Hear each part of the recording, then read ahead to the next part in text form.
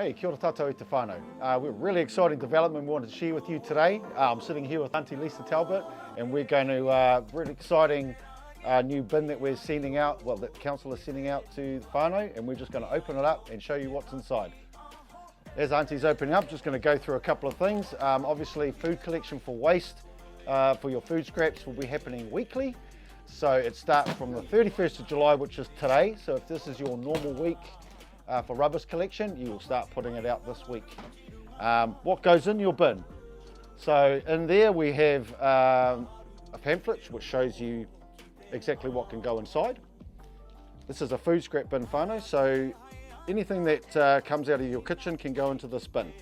Within this bin we have another food caddy which can sit on top of your bench top with some compostable bin liners in there. Obviously to keep it nice and tidy and stop it from smelling too much. So this system was developed to try and take as much food waste out of our bins. We know that from our waste audits around about 30% of our rubbish in our food bins is food. So this is a really good way of taking that food out of our landfills and turning it into reusable energy.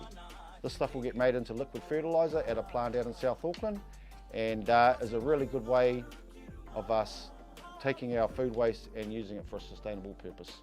If you're in Ōrākei, your pickup day will be Thursday, and then every week after that. So align it with your red waste bin. In the container is a letter which explains some information.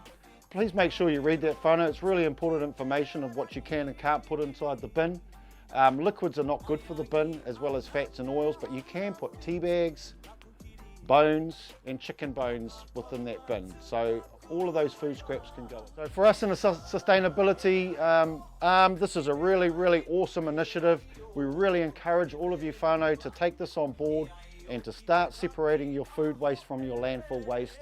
And this will get used for really good renewable energy. So take the time to read this pamphlet, and happy composting.